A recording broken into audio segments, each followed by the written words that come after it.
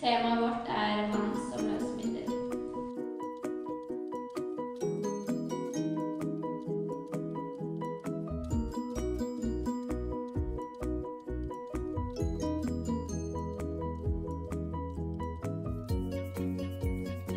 Da har vi 2 glass med nøyaktig lik og lunken temperatur med vann i. Likt løser likt.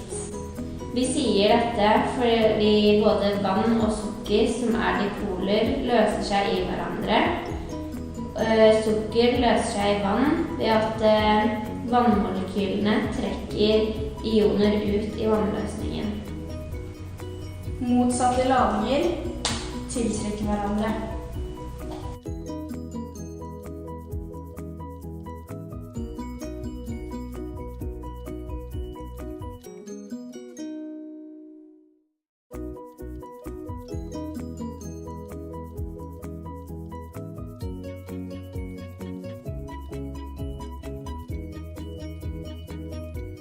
Her ser vi at sukkeret blir borte i vannet.